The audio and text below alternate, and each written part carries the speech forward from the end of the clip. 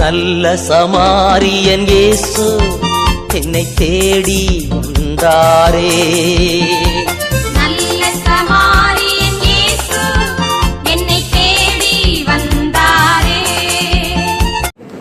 Praise the Lord. Praise the Lord. Praise the Lord. Praise the Lord. Praise the Lord. Praise the Lord.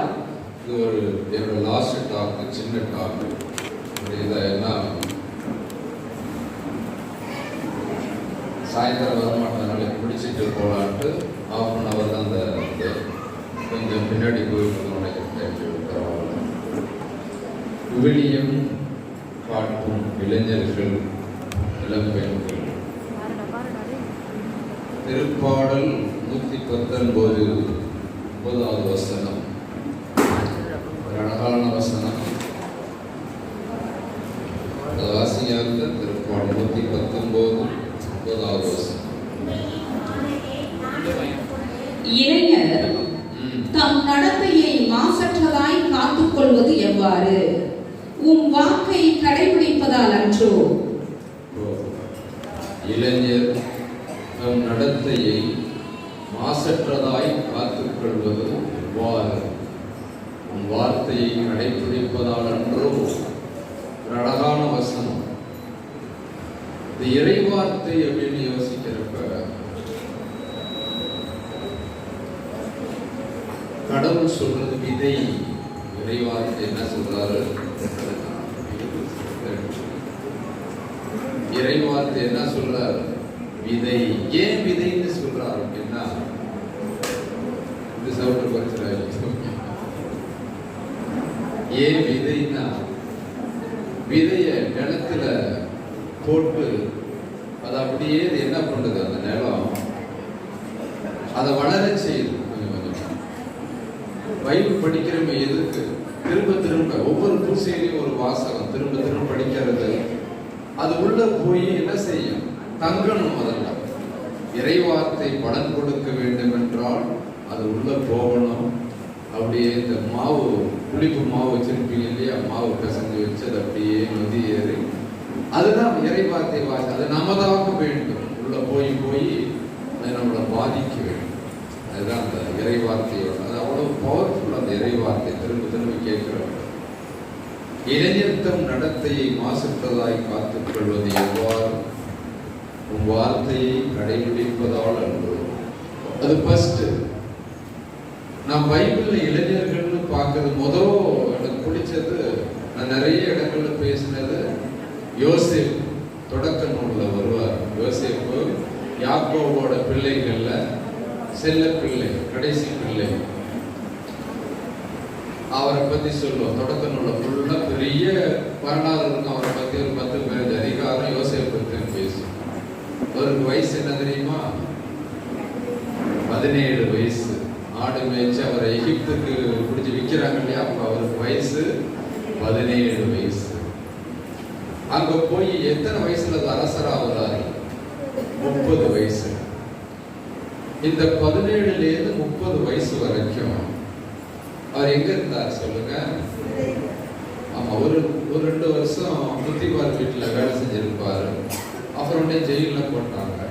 ஜெயில போட்டுட்டு ஆண்டவருடைய கரம் அவரோடு இருந்தது. ஆண்டவர் அவரோடு வந்துகிட்டே இருக்கு. அந்த பைபிள் ஜெயில கிடக்கிறப்பையும் சரி, அந்த புத்திபார் வீட்டு இருக்கிறப்பையும் சரி, ஆண்டவருடைய கரம் அவரோடு இருந்தது.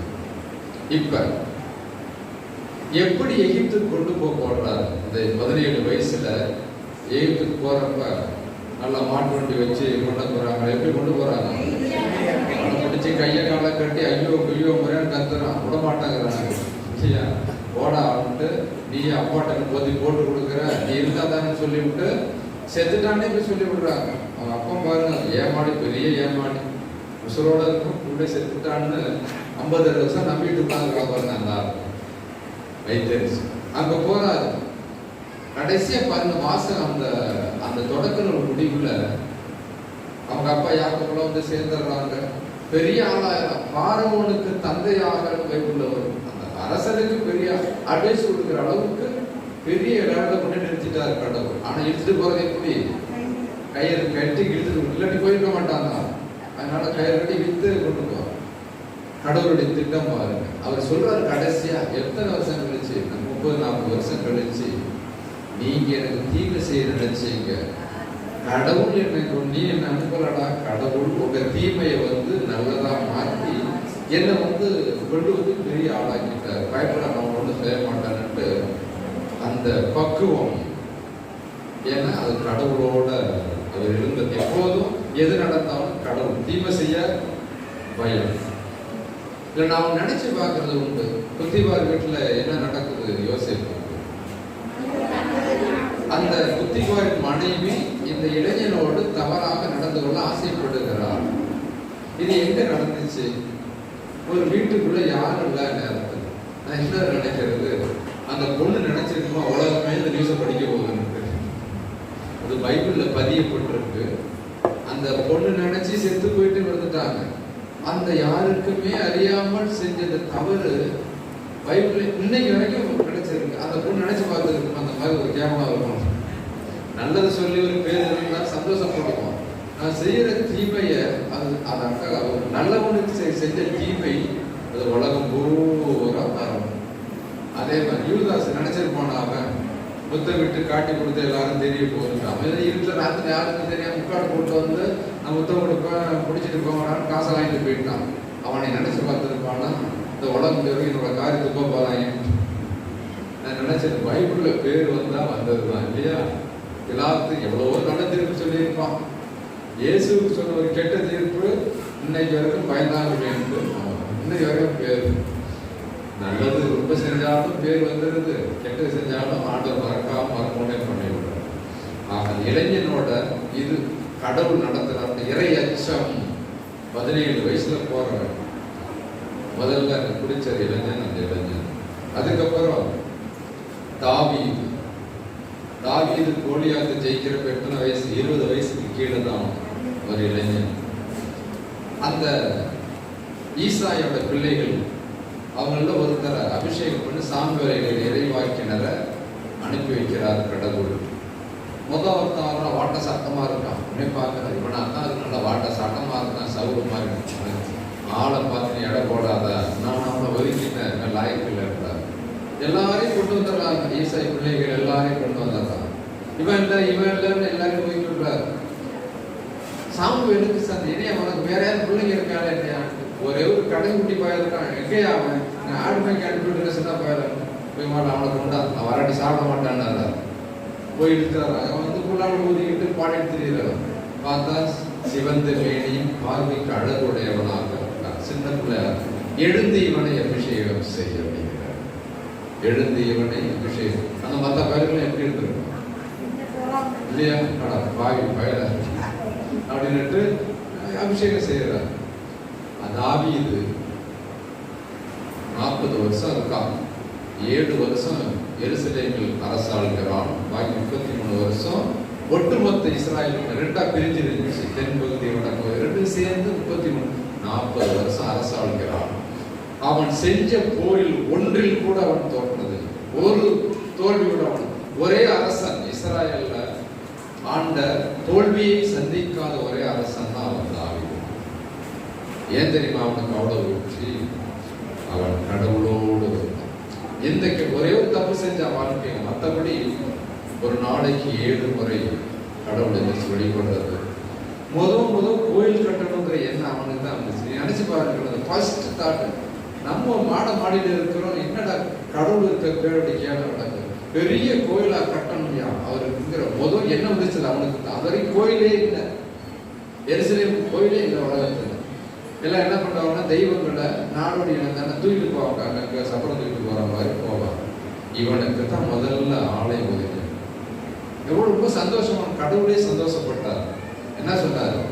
நீ எனக்கு ஒரு வீடு கட்ட ஆசைப்படுறியா, நான் உனக்கு ஒரு வீட்டை கட்டு. நீ எனக்கா கட்டுற அந்த வீடு கடைசி வரைக்கும் நினைக்கும்டா. கடைசி வரைக்கும் உன் பேர் வேணும், என் பேர் இருக்கு. அதனால ஆண்டவரை உயர்த்த நினைச்சான், அவனை உயர்த்திட்டார்.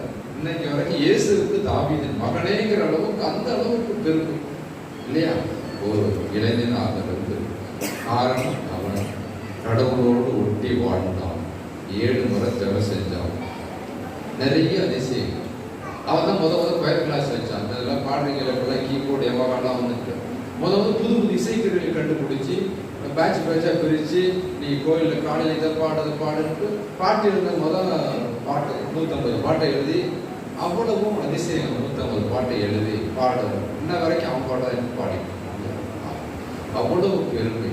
நீங்கள் எருசலேம் போனீங்கன்னா கல்லறையை பார்க்கலாம். இந்த தாவீது கல்லறை இன்னைக்கும் ஒரு நீல துணி சிவப்பு போட்டு வச்சிருக்கிறாங்க. ஓரமாக ஒரு ஆள் பாதாறு வச்சிருக்காரு. விஜய் தாவி அவன் அமைச்ச அந்த இஸ்ராயல் கொடியில் அவன் போட்ட அந்த 6 ஒரு நட்சத்திரம் 6 விதவுடைய நட்சத்திரம் அது தாவீது அரசு பேரரசு போயிட்டு இவ்வளவுக்கு பெயர் போனவன் அந்த இளைஞன் இல்லையா? கடவுளோடு ஒட்டி ஆடு மேய்க்கிறப்ப குழுக்கள் வச்சுக்கிட்டு ஆண்டவர் பாட்டு பாடிட்டு இருக்கான். அந்த அளவுக்கு இளைஞனாக இருந்து கடவுள் தேர்வு. அப்புறம் 3 இளைஞர்கள் பார்க்கிறோம். சேத்ரா அது மாற்றி மாற்றி வச்சிருக்கிறாங்க. அந்த 3 பேர் இளைஞர்களாக இருந்து நாங்கள் அந்நிய தெய்வத்தை வழிபட மாட்டோம் அப்படின்னு சொல்லிட்டு நெருப்பு சொல்ல தூக்கி எரிஞ்சாங்க. பார்த்தா என்னடா வணங்க மாட்டேன் கண்ணி தூக்கி போடுற 7 முறை இன்னும் சூடாக்கும் அப்படின்னு தூக்கி போட்டவங்க எல்லாம் அந்த நெருப்பு எரிச்சு. ஆனால் அவங்க 3 பேருக்கு ஒன்றும் ஆகல. எட்டி பார்த்தா 4 பேர் உள்ள தெரிஞ்சுருக்காங்க. இன்னொருத்தன் புதுசாக ஒரு ஆளை தெரிஞ்சிடறான். அவனை பார்த்தா தேவருலகத்தை சார்ந்தவ போல இருக்கான்னு அரசன் அதிசயிச்சு போகிறான். அவன் மேலே கொண்டு வந்து பார்த்தா இந்த நெருப்பு புகை மாறோட அடிக்காங்க. இதாண்டா உண்மையான தெய்வம்ட்டு அது அரசன் அடிக்க. அந்த அளவுக்கு இது நீ வாழ்வா சாவா நான் சாவரண்டா பார்த்துக்கலாம். தைரியம் இளைஞர்களுக்கான தைரியம் இல்லையா? இப்போ பார்த்தீங்கன்னா அந்த இள ரத்தம் சொல்லுவாங்க பார்த்துக்கலாம் அப்படின்னு. அதனால அந்த இளைஞர்கள் இறைவனோட ஆசீர்வாதம். ஒரு போர் கூட சொல்றார். ஒரு பயந்தாங்குடி அரசன் இருக்கிறான். எதிரிகளை நினைச்சு போர் செய்ய போறப்ப இல்லை நான் போக மாட்டேன் எனக்கு பயமா இருக்கு அப்படிங்கிறான். ஒரு வெற்றி உனக்கு வரும். எப்படி வரும்? இந்த மாநிலத்தின் இளம் தலைவர்கள் வழியாக வச்சு உனக்கு நீ ஒன்றும் பண்ண வேண்டாம் அவன் வெற்றி கொண்டிருக்கிறான். அந்த மாதிரி கடவுள் இளைஞர்களை பயன்படுத்துகிறார். இயேசுக்கு எத்தனை சீடர்கள்? 12 சீடர்களே.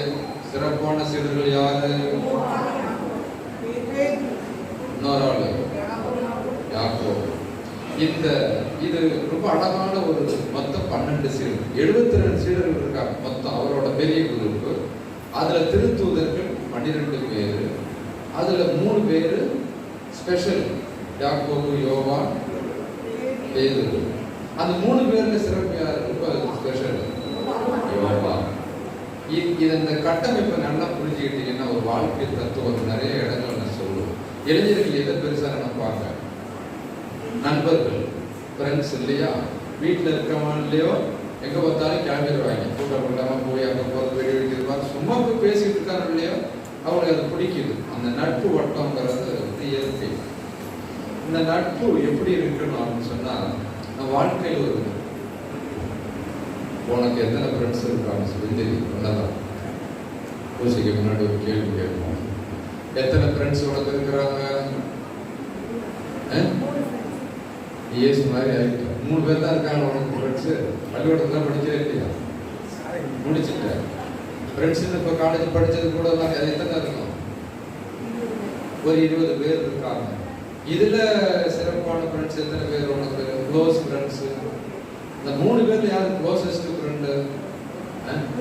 வேற என்ன? சுந்தரி தான். இந்த சுந்தரிக்கு பிடிச்சிருக்காங்க. இப்ப நம்ம எல்லாருக்கும் பார்த்தீங்கன்னா எல்லாருக்கும் அது ஒரு இது இருக்கும். நமக்கு நண்பர்கள் நிறைய பேர் இருந்தாலும் க்ளோஸ் வட்டம் ஒரு சின்னது இருக்கும். அதுலேயும் ரொம்ப நெருங்கினது ஒரு ஆளு தான். அதை கவனிச்சிருக்கிறீங்களா? அந்த 3 பேருக்கு பொறாமப்படுவான். என்ன அதுக்கு வேண்டியும் என்ன கொடுத்துக்கிட்டு இருக்கான்னு சண்டை வரும். கவனிச்சிருக்கிறீங்களா? அதுதான் இயற்கை. நம்ம முழுசா நம்ம மனசை பகிர்ந்து கொள்ளக்கூடிய ஒரு ஆளு தான் இருப்பாங்க. நம்மளை புரிஞ்சக்கூடிய டோட்டலா அண்டர்ஸ்டாண்ட் பண்றது ஒரு ஆளு தான் இருப்பாங்க. அது இயற்கை. மற்ற 2 பேர் அவன் ஒட்டியும் அவனுக்குன்னா என்ன செய்யறான்டா, நமக்கு யோசிக்கிறான்டா அப்படிம்பான். அந்த 3 பேருக்குள்ள பொறாம இருப்பாங்க. நான் படிச்சப்ப கூட நாங்கள் 3 பேர், நான் என்ன நினைக்கிறேன் 8வது படிக்கிறப்ப 1ஆம் 8வது வரைக்கும் 3 ஃப்ரெண்ட்ஸ் இருக்கும். தங்கமணி, முருகானந்தம், நான். தங்கமணி ஃபர்ஸ்ட் ரேங்கு, நான் second rank, Muruganand 3rd rank. 3 பேர் எப்போதும் கூட்டாதான் தெரியும். இவன் நான் எப்போதுமே ஃபர்ஸ்ட் வந்ததில்லை, குருகானது எப்பவுமே செகண்ட் வந்ததில்லை. தங்கன் நல்லா பேசுவான், நல்லா எழுதுவேன், குருகானது நல்லா வரைவான். 3 பேருக்கு ஒரு அக்ரிமெண்ட். படிக்கிறத புறாம போடுவான். நான் வந்து படிச்சுக்கிட்டு இருந்தேன். தங்க என்னடா படிக்கிறேன்ப்பா, அது படிக்கிறேன். நான் தான் படிக்கலை, நீ படிச்சுன்னா நான் படிக்கிறேன்னு விளையாடணும், படிக்க விட வேற எதையும் அப்படின்பான். இந்த 3 பேரும் ரொம்ப நாளாச்சு மறந்துட்டேன். அப்புறம் பார்த்தா பல வருஷம் கழிச்சு தங்கமோட மக வந்து அந்த பள்ளிக்கூடத்தை படிச்சுக்கிட்டு இருக்கு. நீ யார் அப்படின்னா தங்கமோட மகன் கிளாஸ் பண்ணுறோம். அப்புறம் பார்த்தா ஒரு நாள் போன் அடிச்சிச்சு. அப்புறம் இறந்துட்டான்னு நினைச்சேன். ஒரு தடவை போன் அடிச்சாலும் நான் வந்து பார்க்கணும் பண்ணியிருந்தேன். அப்புறம் அந்த பேர் வந்து ஞாபகம். இந்த 3 பேர் அப்படி விட்டு இருந்தாலும் ஃபர்ஸ்ட் வந்துடக்கூடாது. அந்த நட்பு வட்டம் இளைஞர்களுக்கு ரொம்ப பிடிக்கும். எப்போ இருந்தாலும் வந்து கல்யாணத்துக்கு ஆனதுக்கப்புறம் கொஞ்சம் கொஞ்சமாக வந்து கலந்து போயிடும், வாழ்க்கை மாறி போயிடும். அதுதான் இப்போ இதில் ஒரு உண்மை இருக்குன்னா, ஒரு கணவனுக்கு ஒரு மனைவி தான் ஆண்டவர் ஏன் வச்சிருக்காரு தெரியுதா? ஏன் சொல்லுங்க?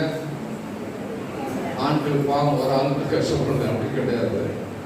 ஒரு ஆணைத்தான் முழுமையாக அன்பு செய்ய முடியும் இல்லையா? அதனால தான் டோட்டல் சரண்டர்னா அது ஒருத்தர் தான் அன்பு காட்ட முடியும். எவனாச்சும் வந்தேன் நான் உன்னை அன்பு செய்யறேன் எல்லாரையும் ஏமாத்துறான்னு அது எல்லாருக்கும் சும்மா பேச சொல்லலாம். அதெல்லாம் சும்மா ஒரு மனிதன் உண்மையாக அன்பு செய்யணும், ஒருத்தன் தான் அன்பு செய்யணும். அதுதான் இயற்கை. இந்த நட்புங்கிறது அவ்வளவு பெரிதாக இளைஞர்களுக்கு போற்றப்படுது. இளைஞர்கள் இப்ப எப்படி இருக்கிறாங்க? அதனால இயேசு ஒருத்தரை யோவான் அன்பு செஞ்சார். காரணம் ஏன் தெரியுமா? ஏன் யோவான் தான் சிறப்பான சீடர், பிளவட் டிசைபிள் இருக்கு. ஏன் அவருக்கு ஒரு ஆள் தான் கல்யாணம் ஆகாத சின்ன பிள்ளை. யோவான் அப்படின்னா எங்குன்னு அர்த்தம் அந்த வார்த்தைக்கு. இந்த 12 பேர்ல எல்லாரும் திருமணமானவர்கள், வயசானவங்க, பல்வேறு. இவர் ஒன்றிய சின்ன பிள்ளை. அதனால இயேசு ரொம்ப பிடிக்கும். புரியுதா? இயேசு. ஆனா யோவான் எவ்வளவு நல்ல பிள்ளைன்னா, அவருக்கும் அந்த இயேசுக்கு நெருக்கத்தை வந்து மறைமுகமா தன் பேரை கூட சொல்லாம எழுதுவாரு. இந்த கல்லறைக்கு பார்க்க போனாங்க. அப்ப அங்க எழுதுவாரு, ராய் பேதுருவும் இன்னொரு சீடரும் அப்படின்னு போட்டுருவாரு. நான் போனேன், நம்மளால என்ன இருப்போம், மதிப்பிற்குரிய மாரிசாமி அவர்கள் BA நானும் கூட போன எழுதிருப்போம். ஆனா பைபிள் என்ன எழுதுறாரு? பேதுருவும் வேறொரு சீடரும். தன்னோட ஐடென்டிட்டியே அவரை பத்தி எங்கேயுமே சொல்ல மாட்டார். ஆனா அவரை தான் இயேசு ரொம்ப அன்பு செஞ்சாரு. எல்லாருக்கும் தெரியும், அவருக்கும் தெரியும். தன்னை வந்து தன் பேரை கூட வெளிக்காட்டாம அவ்வளவு அவர் ஒருத்தர் தான் 108 வருஷம் இயற்கையாக இறந்து போன ஒரே திருத்தூதர்னா அந்த யோவான் மட்டும் தான். அப்ப கடைசியை கேட்கிறாங்க. அவர் பேதுரு மூலியம் வர்றப்ப சொல்றார், பேதுருவை பார்த்து, நீ இளைஞனாக இருந்த பொழுது உன் இடையை வரிந்து கட்டி கொண்டு நீ விருப்பமான இடத்திற்கு போனாய். ஆனால் வயது உயர்ந்த பொழுதோ உன்னை கையை கட்டி நீ விரும்பாத இடத்துக்கு கொண்டு போவான்னு சொல்லி சொல்றாரு. இயேசு சொல்றாரு. அப்படின்னா அவருக்கு எப்படி சாக போறான்னு சொல்றாரு. உடனே அவர் கேட்கிறாரு, ஆண்டவர் இவனுக்கு என்ன ஆகும்? கூட யோவான் நிற்கிற இவனுக்கு என்ன ஆகும்? அவன் நான் வர்ற வரைக்கும் உனக்கு என்ன வேலை? நீ வேலையை பார்த்துட்டு போ. நான் வரும் வரைக்கும் அவன் இருக்கணும்னு என் விருப்பம். அப்படின்னா உனக்கு என்ன, நீ போ, அப்புறம் நான் பார்த்துக்கிறேன் அப்படின்ட்டு அதை சொல்லி. இப்படி ஒரு மிகச்சிறந்த அன்பு செய்தவர் யோவான். இதுல பார்த்தீங்கன்னா 12 பேர்ல பேதுருவுக்கு இயேசு ரொம்ப பிடிக்கும். இயேசு அதிகமாக அன்பு செய்தவர் பேதுரு. இயேசுக்கு யார் அதிகமாக பிடிக்கும்? யோவான். அதான் உள்ளது. பார்த்தீங்கன்னா பேதுரு எதுக்கெடுத்தாலும் முன்னாடி முந்திரி கொண்டு சொல்லுவோம் இல்லையா? ஆண்டவரை வாழல் வெட்டுவோமா, தண்ணி நிலைக்கு பார்த்துக்கலாம். அது இருக்கிறது உழவு தான் இருந்திருப்பார்.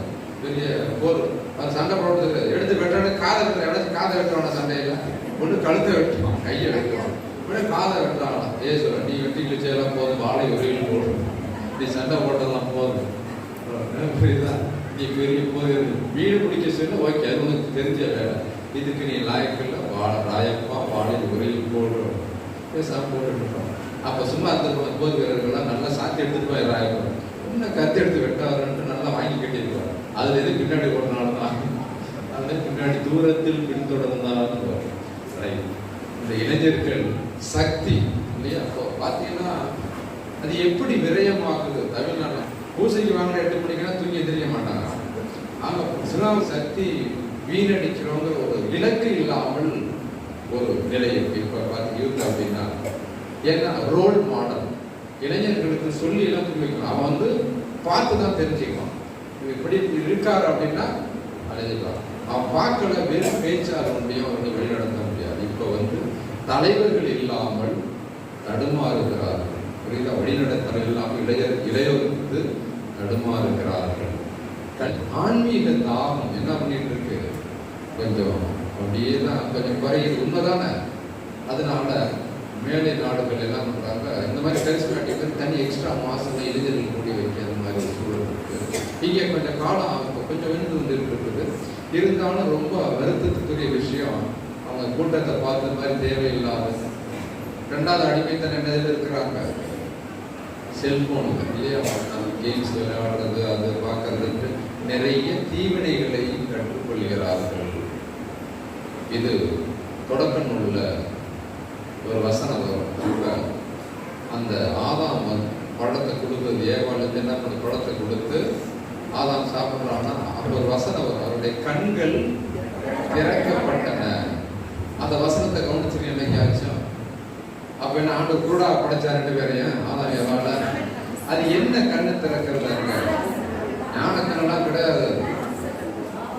அது யார் எதை சாப்பிடணும் கண்ணு திறக்கிறது? பிசாசு கொடுக்கிறது. அப்ப அவர்கள் கண்கள் திறக்கப்பட்டன அப்படின்னா தீமை செய்யலாம் அப்படிங்கிறது, தீமை விரும்புகின்ற கண்கள் திறக்கும். புரியுதா உங்களுக்கு? தீமை செய்யலாம், இதுல சந்தோஷம் அடையலாம், அவர் ஆண்டவர் சொல்ற கேட்டு நடக்க தேவைன்ட்டு தீமை செய்ய கண்கள் திறக்கப்பட்டன. அப்பதான் ஆடை இல்லாமல் இருப்பதை உணர்கிறார்கள். புரியுதா? இப்ப அந்த சீனை பாருங்க, பியூட்டிஃபுல்லா இருக்கும். ஒரு மரம், ஆதாம் ஏவாள், ஒரு கனி மரத்துல தொங்குது. அந்த மரத்துல யாரு இருக்கா? பாம்பு பறிச்சு கொடுக்குது. இப்போ அதே கல்வாரிக்கு வாங்க, கல்வாரில் என்ன நடக்குது? ஒரு மரம், அங்க ஒரு கனி தொங்குது. அதுல அது என்ன கனி தொங்குது? அது என்ன ஜபத்துல என்ன சொல்றோம்? திருவயிற்றின் மாதாவின் கொடுத்த கனின்னு சொல்றோம். அங்க ஒரு தொங்குது. பக்கத்து கீழே யார் இருக்கா? ஒரு பெண், ஏவாள் மாதிரி ஒரு பெண். அதே தான் ஒரு தோட்டத்துல சாவு வந்துச்சு, ஒரு தோட்டத்துல வாழ்வு வருது. ஒரு மரத்தால சாவு வந்துச்சு, ஒரு மரத்தால எப்படி பியூட்டிஃபுல்லா கடவுள் கொண்டா என்னச்சா இருப்பாருங்க. அங்க ஆதாம் ஏவனும் கண்ணியா இருந்தாங்க, புரியுறது அவசியம். அதே மாதிரி புதிய ஆதாம் இயேசு, புதிய ஏவாள் ஆதாம், ரெண்டு பேர் இருக்காங்க. சாவு எந்த வழியாக வந்ததோ அதன் வழியாக மீட்பு வரணும்ட்டு கடவுள் பிளான் போட்டாரு. அதை செயல்படுத்த ஆயிரக்கணக்கான வருஷம். மாதா எத்தனை வயசு? அவங்க அனன்சியேஷன் இருப்பார். மாதாவுக்கு எத்தனை வயசு? 16-17 வயசு தான் அவங்க மாதா அனன்சியேஷன் பண்றப்ப 16. ஒன்று மரியாத ஒரு சிறு பிள்ளை. இப்ப நீங்களாம் பொம்பளை பிள்ளை எத்தனை வயசுல கட்டி கொடுக்குறீங்க? 22, 24. அப்பயே சொல்லுங்க, இல்லம்மா நான் படிக்கிறேம்மா, படிச்சு கலெக்டர் ஆகி அப்புறம் பண்ணிக்கிறோம்மா அப்படின்னு சொல்லி அதை 30 வயசுக்கு. அந்த காலத்துல எப்ப கட்டி கொடுத்தாங்க? 15 வயசுல கட்டி தொல்லை முடிஞ்சுன்னு அனுப்பி விட்டாங்க. இப்ப மாதாவுக்கு அந்த வயசு தான். யூத மரபுல வந்து 13லேருந்து கல்யாணம். ஏன்னா கூப்பெய்துனது அது ஒரு உண்மை. நமக்கு காலகாலத்தில் என்ன பண்ணணும்? பொம்பளை பிள்ளை பசங்களுக்கு நீங்க என்ன பண்ணணும்? கல்யாணம் பண்ணி வைக்கிறது பெற்றோருடைய கடமையா இல்லையா? மாப்பிள்ளை கிடைக்கல, தகுந்தமா படிச்ச மாப்பிள்ளை வரல, வேலை செய்யறோம். எல்லாரும் கவர்மெண்ட் மாப்பிள்ளை, கவர்மெண்ட் வேலை இல்லாம தெரிஞ்சுக்க படிச்சிருக்கோம். என்ன பண்றது? பணம் ஏன் லெவல்ல இல்லை, பணக்காரர்கள் ஏழை என்ன பண்றது? சமத்துவம் வர்றது இல்லையா? காம்ப்ரமைஸ் வேணும். இல்லை இந்த பொண்ணு இப்படி இருக்குது, இந்த பொண்ணு நான் இப்படி வேணும், நயன்தாரா மாதிரி வேணும், திரிசா மாதிரி வேணும்ட்டு மேக்கப் எல்லாம் பார்த்தா யாரையுமே கட்ட மாட்டாங்க. இல்லை இந்த பார்வைகள் இல்லையா? அந்த ஒரு அழகான, எவ்வளவு பார்த்தாலும் கண்களின் ஆவல் தீர்வதில்லை, எவ்வளவு கேட்டாலும் காதின் ஆவல் தீர்வதில்லை. பைபிள் பழைய ஏற்பாடு. அழகுங்கிறது ஒரு சும்மா ஒரு இதுதான், ஒரு ஸ்டேஜ். பண்ணிவிட்டு விட சின்ன பிள்ளை அழகாக தான் இருக்கும் இல்லையா? நான் பார்க்குற ஒரு பையனுக்கு பொண்ணு தட்டி 6 வருஷம் நான் பொண்ணு தட்டிட்டு இருக்கிறேன். யார் அனுப்பினாலும் ஃபாதர் இது கட்டையா இருக்கு, இது கருப்பா இருக்கு, இது வேலை இல்லை, என்னதான் செஞ்சு கொண்டு வர சொல்றேன். அவனுக்கு 32 வயசாகிட்டு இருப்பார். நான் சொன்னேன், இந்த 2 வயசாக பொண்ணே கிடைக்காதுடா அப்படின்னு சொல்லி வச்சிருக்கேன். பசங்க எதிர்பார்க்க முடியும். அந்த திரைப்பட பிம்பங்களை பார்க்குறான்னா இது மாதிரி இருக்கணும் இது மாதிரி இருக்கணும் அப்படின்ட்டு ஒவ்வொரு இது அழகு ரொம்ப ஒல்லியாக இருக்கணும், சிறப்பாக இருக்கணும். அது கல்யாணம் ஆகி கிரைண்டர் மாதிரி ஆகுது, என்ன பண்ணுறது? ரொம்ப அப்படிதான் இருக்குதோ. அப்போ என்ன பண்ணுவேன்? நடக்க இந்த அழகு வந்து அந்த சீசனுக்குரிய அழகு, புரியுது? அவ்வளோதான். ஒரு 15-16 வயசுலேருந்து 30-35 வயசுக்குள்ள. அதுக்கப்புறம் நீ என்னதான் கல்லூரி ஒன்று ஒன்றா கொடுங்கனாலும் புரியிட்டே உட்காந்துக்க மாட்டேங்க. அவ்வளோதான், வேறு வழி இல்லை. புரியுது? ஐயோ வெளுத்துட்டேன்னா சுத்தம் மொட்டை ஆகிடும். அதனால அது ஒரு சீசன். ஆண்கள் நல்லா சீவிட்டு இருப்பான். இப்போ வெளிநாடா இது என்ன ஸ்டைல் அது நேரம் சேர்த்த மாதிரி வெட்டுறாங்க. என்னடா அது மேலே ஒட்டி அப்படி காளான் பிடிக்கிற மாதிரி அப்படி காலம் கீழே பார்க்கலாம். இப்படி செதுக்கி விட்டு தெரியலாம். இங்கே சூழ்நிலை வரணும் பண்ணி விடுறாங்க.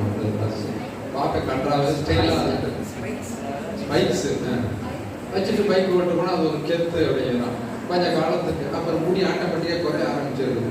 ரிவர்ஸ் கியர் போட்டு பின்னாடியே போகுது. அப்படியே அப்புறம் நீ என்ன பண்ணுவோம்? அப்புறம் சீப்புக்கே வேலை இல்லை, சும்மா தரையிட்டு மூஞ்சி இதுலேருந்து வரைக்கும் கழுவ வேண்டியதான் போயிட்டு. எனக்கு ஒரு கேள்வியே, பெண்களுக்கு வந்து வளர்த்து விடுவாங்க ரொம்ப காலமாக இருக்கு. ஆண்களுக்கு வளர்க்க விடுவாங்க, பெண்களுக்கு இல்லை எனக்கு தெரியல. நீ யோசிச்சு சொல்லுங்க.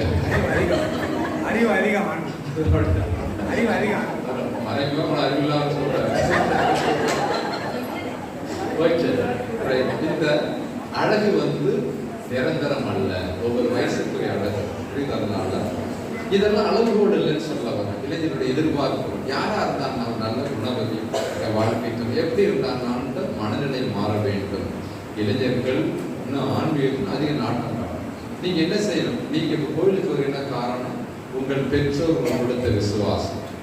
அதே மாதிரி இந்த விசுவாசத்தை ரிலே ரேஸ்ன்னு சொல்றோம் இல்லையா, தொடர் ஓட்டம். ஒரு பூச்சை தூக்கிட்டு ஓடுறான், அவன் அடுத்தது அவன் தூக்கிட்டு ஓடுறான். அதே மாதிரி இந்த விசுவாச ஓட்டத்தை நீ உங்க இளைய தலைமுறைக்கு அவங்க புரிகிற வகையில் சொல்லிக் கொடுக்கும் பொழுது, நீங்க செய்யற ஒரு தப்பு செல்ல சின்ன பிள்ளையே கொடுத்தேன்னா அவங்களோட கெடுத்து வச்சிடக்கூடாது. புரியுதா? கோயிலுக்கு செல்ல கொண்டு வரதே தப்பு. முதல்ல பிரச நேரத்தில் செல்ல வாட்ஸ்அப் பார்க்கறதே தப்பு. புரியுதா? அதனால இதெல்லாம் இளைஞர்கள் சமுதாயத்துக்காக நம்ம என்ன செய்ய ஜெபிக்கணும். நல்ல மதிப்பீடுகளை அவன் ஏற்றுக்கொள்ளும் வகையில் கொடுக்கணும். புரியுதா? இந்த சாப்பாடுலாம் கொடுக்கணும் அப்படி இந்த கேட்டரிங் கொடுப்பாங்கன்னா அது சின்னோண்டு சுண்டு வர இருக்குன்னு வாழைப்பழம் இருக்கும். ஆனால் வைக்கிறத பார்த்தா பயங்கரமாக இருக்கும். ட்ரெஸ்ஸு கூட எல்லாம் பார்த்தீங்கன்னா சுண்டு வர சேர்த்து வாழைப்பழம் வச்சுட்டு 4 ஆரஞ்சு சொல்லி அங்கங்கே வைப்பான். எக்ஸ்கியூஸ் மீன் அவன் கொடுக்குற ப்ரெசன்டேஷன் பெருசாக இருக்குது, சாப்பாடு வயதாக இருக்கிற மாதிரி இருக்கும். அந்த மாதிரி அவர் ஏற்றுக்கொள்ள வகையில் விசுவாசத்தை நம்ம கொடுக்க வேண்டியது அவருடைய பொறுப்பு. நிலைத்துடன் முடிச்சுக்கிற மாசம் இருக்குது. 4 அவரை கொடுத்த அமைப்பாளர்கள், retreat director Father Sebastian, Father Francis Xavier, Father அவருக்கு என்னுடைய மனமார்ந்த நன்றிகள், வாழ்த்துகள், பாராட்டும். பொறுமையாக கேட்டுக்கொண்டது உங்களுக்கு நன்றிகள். ஒரே ஒரு கடைசியாக பிரியமானவர்களே, 2 நாட்களிலே நம்மோடு இடப்பட்டு முதல் நாளுமாக பக்தி முயற்சிகள் திருவடிபாடு என்ன என்பதை தெளிவாக நமக்கு விளக்கங்கள் கொடுத்து எது முக்கியம், எது அவசியம், எது எப்படி செய்யும் என்பதை தெளிவுபடுத்தி அருட்தந்தையவர்கள் அவருக்குள்ள ஒரு டெக்னிக் எல்லாரும் பார்த்துருப்பீங்க. என்ன டெக்னிக் தெரியுமா? என்ன டெக்னிக்? வாழைப்பழத்தில் ஊசி எடுத்துன்னு சொல்லுவாங்க இல்லையா, அது மாதிரி நைஸாக ஒவ்வொரு காரியங்களையும் உள் மனிதன் பதிய வைக்கிற மாதிரி மனது நோகாதபடி அதே வேளையிலே புரியும்படியும் தெளிவாகவும் எடுத்து சொல்லியிருப்பதை நாம் பார்த்திருக்கிறோம். அடுத்தபடியாக பிரிவினை சபைகளை பற்றியும் கத்தோலிக்க திருச்சபை மக்கள் ஏன் நம் திருச்சபையில் இருக்க வேண்டும், நம் திருச்சபையில் இல்லாது என்ன என்பதை பற்றி தெளிவான ஒரு சிந்தனையை எல்லாருக்கும் கொடுத்திருப்பார் நினைத்தேன். அவர் ஒவ்வொரு முடிந்தவனையும் கேள்வியை கேட்க சொல்கிறார். உங்களுக்கு இருக்க கேள்விகள் பலர் கேட்டிருக்கிறீர்கள். இன்னும் உங்களுக்கு கேட்க வாய்ப்பு இருந்தால் தந்தை இடத்துல நீங்கள் கேட்டு தெரிந்து கொள்ளுங்கள். தெரிந்து கொண்டு ஒரு நல்ல கத்தோலிக்கராக கொடுத்த அந்த பாக்கியத்தை நாம் முழுமையாக பயன்படுத்தி மற்றவர்களுக்கும் பயனுள்ளதாக இருக்க தந்தையோட கொடுத்த அந்த வார்த்தைக்காக நன்றி செலுத்துகிறோம். 3வதாக 2ஆம் வருகையை பற்றி, இரகசிய வருகை பற்றி நாம் கொண்டிருந்த சந்தேகங்களை பற்றி தெளிவுபடுத்த மட்டுமல்லாமல் வேதத்தில் என்ன சொல்லப்பட்டிருக்கிறது, திருச்சபை என்ன கற்றுக் கொடுக்கிறது, தனித்திருவை என்றால் என்ன, பொது திருவை என்றால் என்ன, இந்த காரியங்கள் பலருக்கு தெரிந்திருக்கார். எனக்கு தெரியல. இன்றைக்கு அவர்கள் தெளிவாக தனித்திருவை என்றால் என்ன, பொது திருவை என்றால் தெளிவாக எடுத்துரைத்திருக்கிறார். இதை நாம் எடுத்துக்கொண்டு மற்றவர்களுக்கு சொல்ல வேண்டும். அதான் ரொம்ப முக்கியம். நாம் கேட்டுக்கொண்டு நம்மோடு வைத்துக் கொள்ளாமல் இதுதான் வேதத்தில் கொடுக்கப்பட்ட சத்தியம், இதுதான் திருச்சபை கற்றுக் கொண்ட வழி என்று சொல்ல வேண்டும். அதை கற்றுக் கொடுத்தார்கள். கடைசியாக இன்றைக்கு வாலிபத்தை சொல்லுவது தாவீதை பற்றியும் யோசேப்பை பற்றியும் சாத்ராக் மேஷாக் ஆபேத்நேகோவை பற்றியும் விளக்கமான நமக்கு சொன்னார்கள். இன்னும் பல பெண்கள் இருந்திருந்தாலும் நேரம் அவர்களுக்கு குறைவாக இருந்ததினாலே நாம் பின்னோக்கி சென்றிருந்ததினாலே நேரத்தை கருதி இறுதியாக முடித்திருந்தார்கள். தந்தையர்களுக்கு மிகுந்த நன்றியை தெரிவிக்கும் விளைவாக எல்லாரும் கையை பெற்று அவருடைய பேச்சு மிகவும் தெளிவாக, ஹார்ஷாக இல்லாமல் தெளிவாக, சுத்தமாக, நல்ல ஒரு தமிழில் மெதுவாக கொடுத்து நம்மளுக்கு சத்தியத்தை போதித்தவர்களுக்கு நான் நன்றி சொல்லி ஒரு வாழ்த்தலை பாடி அவரை வாழ்த்தோம். எல்லோரும் எழுந்திருப்போம். தேங்க்யூ சொல்லுவேன், தினமும் சொல்லுவேன். Thank you thank you Father, Father we thank you, Jesus we thank you என்று சொல்லி எல்லோரும் கையை உயர்த்தி ஆண்டு நோக்கி ஜெபமுடைய ஃபாதர் வாழ்த்தி பாடும். தேங்க்யூ சொல்லுவேன், தினமும் சொல்லுவேன். தேங்க்யூ தேங்க்யூ ஃபாதர், தேங்க்யூ சொல்லுவேன், தினமும் சொல்லுவேன். Thank you thank you Father, Father we thank you, Jesus we thank you, Father Kandi we thank you, Father Kandi we thank you. நன்றி சொல்லுவேன், தினமும் சொல்லுவேன். நன்றி நன்றி ஃபாதர், நன்றி சொல்லுவேன், தினமும் சொல்லுவேன். நன்றி நன்றி ஃபாதர். இந்த கையை தட்டி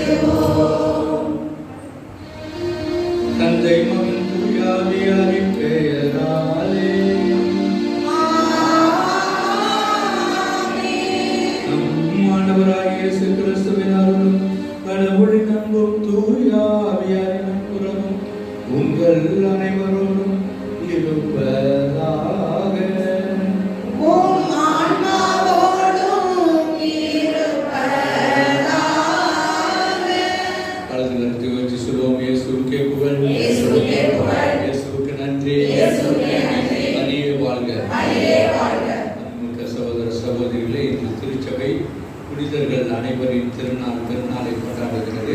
இன்னைக்கு என்ன தேதி? நவம்பர் 1 அனைத்து புனிதர்களின் திருநாளை கொண்டாடுகிறோம்.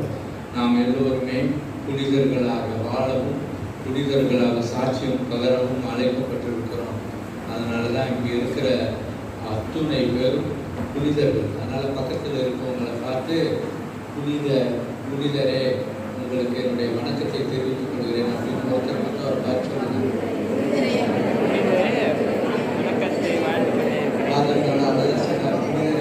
நான் உங்களுக்கு வாழ்த்துக்களை புனிதர்களே ஒருத்தர் மற்றவருக்கு புனிதராக இருக்க அழைக்கப்படுகிறோம். ஆகவே புனிதம் என்பது கடவுளின் அருள். புனிதம் என்பது கடவுளின் அருள் வாழ்வு. நமக்கு முன்னால் வாழ்ந்தவர்கள் புனிதர்களாக வாழ்ந்து விண்ணகம் சென்று இறைவனோடு இன்று வாழ்ந்து நமக்காக பரிந்துரைத்துக் கொண்டிருக்கிறார்கள். அந்த நினைவு நாளைக்கான இன்று திருச்சபை கொண்டாடுகிறது. இந்த பூச புத்தகத்தில் நம்ம ஒவ்வொரு நாளும் புனிதர்களை நினைவு கூறுகிறோம். அவங்க கொஞ்சம் பேர் தான். ஆனால் நிறைய ஆயிரக்கணக்கான லட்சக்கணக்கான கோடிக்கணக்கான மக்கள் இறைவனுக்கு உகந்தவர்களாக வாழ்ந்து இறந்து இன்று விண்ணகத்திலே இறைவனின் பிரசன்னத்திலே நமக்காக பரிந்துரையாடி கொண்டிருக்கிறார்கள். அவர்களை எல்லாம் நினைத்து இந்த அனைத்து புனிதர்கள் தினத்தை நாம் நன்றியோடு ஆண்டவருக்கு ஏறெடுப்போம். புனிதத்தின் வாழ்க்கையில் நம்மை ஒப்பு கொடுப்போம். நாம் புனிதர்களாக இறைவனின் பிள்ளைகளாக வாழ வேண்டிய வல்லமைக்காக ஜெபிப்போம்.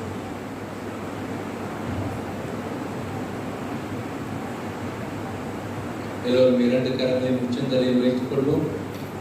கண்களை மூடி ஆவியானவருடைய அபிஷேகத்திற்காக ஜெபிப்போம். வர வேண்டும் தூய ஆவியே எங்கள் மத்தியிலே, வர வேண்டும் தூய ஆவியே எங்கள் உள்ளத்திலே, ஆட்கொள்ளும் ஐயா அபிஷேகியும், அனல் மூட்டும் ஐயா அனல் மூட்டும், ஆட்கொள்ளும் ஐயா அபிஷேகியும், அனல் மூட்டும் ஐயா அனல் மூட்டும், அனல் மூட்டும் ஐயா அனல் மூட்டும்.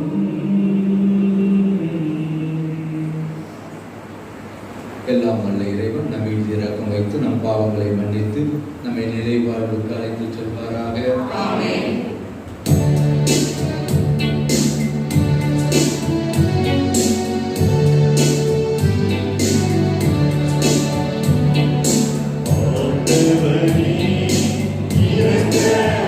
இரக்கமாயிரும்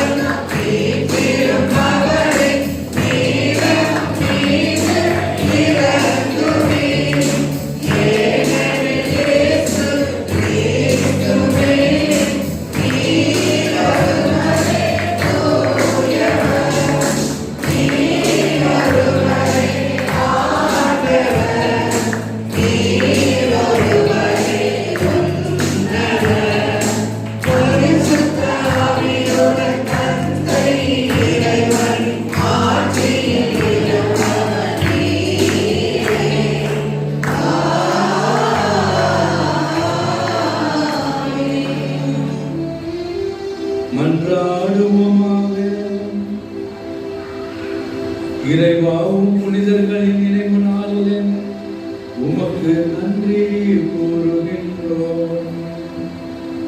தம் வாழ்வாடும் வாக்காலும் அவர்கள் உமக்கு சாட்சியம் பகிர்ந்து உம்மோடு விண்ணகத்தில் உமது அன்பை பகிர்ந்து வாழ்ந்து எங்களுக்காக பரிந்து பேச அவர்களை எங்களுக்கு கொடையாக கொடுத்தமைக்காக நன்றி கூறுகின்றோம்.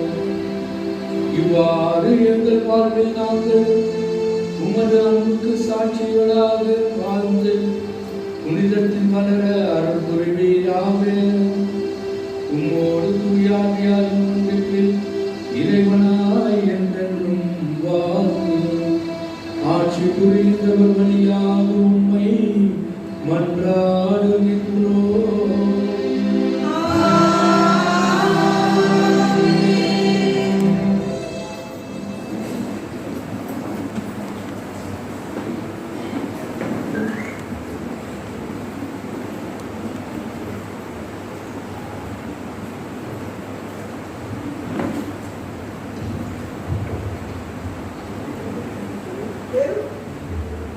பெருந்திரளான மக்களை கண்டேன்.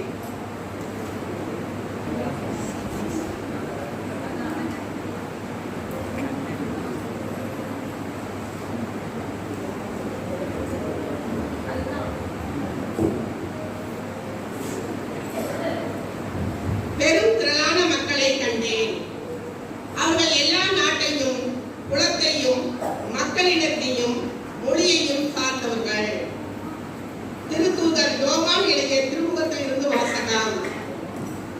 அதிகாரம் 7 இறைவார்த்தைகள் 2-4 மற்றும் 9-14 வரை. கதிரவன் எழும் திசையிலிருந்து மற்றொரு வானதூதர் எழுந்து வர கண்டேன். வாழும் கடவுளின் முத்திரை அவரிடம் இருந்தது. நிலத்தையும் கடலையும் அழிக்க அதிகாரம் பெற்றிருந்த அந்த 4 வானதூதர்களையும் அவர் உரத்த குரலில் அழைத்து, எங்கள் கடவுளுடைய பணியாளர்களையும் நெற்றியில் நாங்கள் முத்திரையிடும் வரை நிலத்தையோ கடலையோ மரத்தையோ அழிக்க வேண்டாம் என்று அவர்களிடம் கூறினார். முத்திரையிடப்பட்டவர்களின் எண்ணிக்கை பற்றி சொல்ல கண்டேன். இஸ்ரேல் மக்களின் குலங்கள் அனைத்திலும் முத்திரையிடப்பட்டவர்கள் 1,44,000. இதன் பின் யாராலும் எண்ணிக்கையிட முடியாத பெரும் திரளான மக்களை கண்டேன். அவர்கள் எல்லா நாட்டையும் குலத்தையும் மக்களிடத்தையும் மொழியையும் சார்ந்தவர்கள்.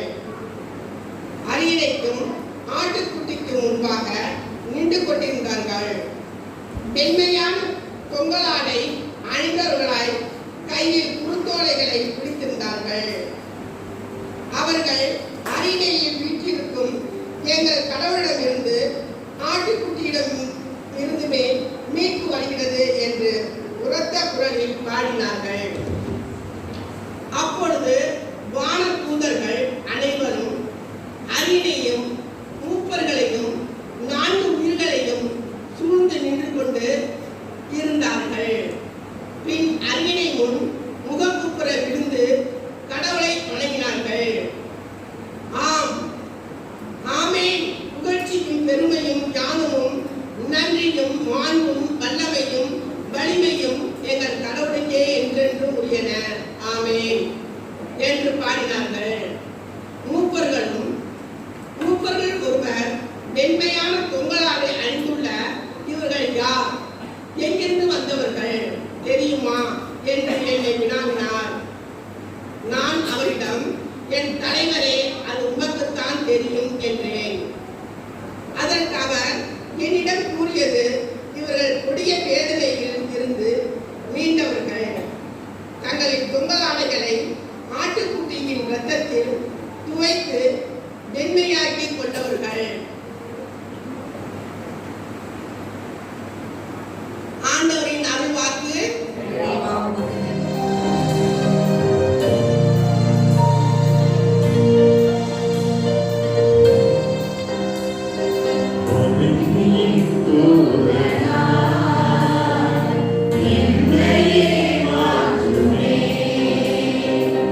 Amen.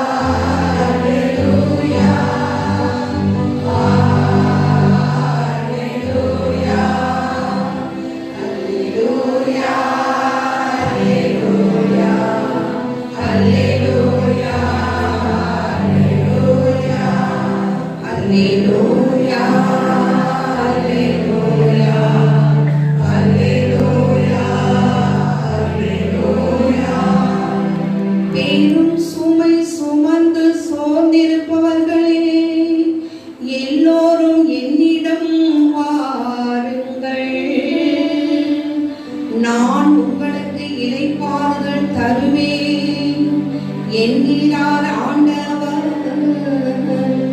அல்லேலூயா.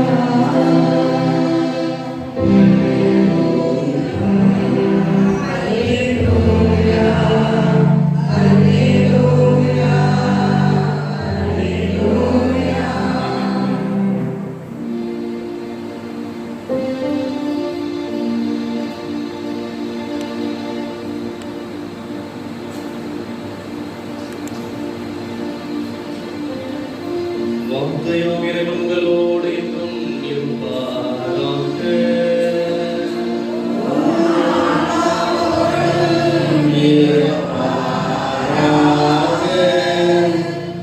மத்திய எழுதிய தூய நற்செய்தியிலிருந்து வாசகம்.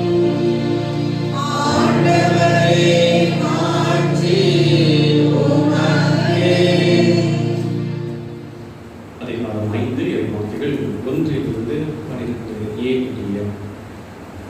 அக்காலத்தில் இயேசு மக்கள் கூட்டத்தை கண்டு மலைமீது ஏறி அமர அவருடைய சீடர் அவர் அருகே வந்தனர். அவர் திருவாய் மலர்ந்து கற்பித்தவை ஏழையரின் உள்ளத்தோர் பேரு பெற்றோர், ஏனெனில் விண்ணரசு அவர்களுக்கு உரியது. துயர் உருவோர் பேரு பெற்றோர், ஏனெனில் அவர்கள் ஆறுதல் பெறுவர். கனிவுடையோர் பேரு பெற்றோர், ஏனெனில் அவர்கள் நாட்டை உரிமையில் சுத்தாக்கிக் கொள்வர். நீதி நிலைநாட்டும் வேட்கை கொண்டோர் பேரு பெற்றோர், ஏனெனில் அவர்கள் நிறைவு பெறுவர். இரக்கமுடையோர் பேரு பெற்றோர், ஏனெனில் அவர்கள் இரக்கம் பெறுவர். தூய்மையான உள்ளத்தோர் பேரு பெற்றோர், ஏனெனில் அவர்கள் கடவுளை காண்பர். அமைதி ஏற்படுத்துவோர் பேரு பெற்றோர், ஏனெனில் அவர்கள் கடவுளின் மக்கள் என அழைக்கப்படுவர். நீதியின் பொருட்டு துன்புறுத்தப்படுவோர் பேரு பெற்றோர், ஏனெனில் விண்ணரசு அவர்களுக்கு உரியது. என் பொருட்டு மக்கள் உங்களை இகழ்ந்து துன்புறுத்தி உங்களை பற்றி இல்லாதவை பொல்லாதவை எல்லாம் சொல்லும்போது நீங்கள் பேரு பெற்றவர்களே, மகிழ்ந்து பேரு வகை கொள்ளுங்கள்.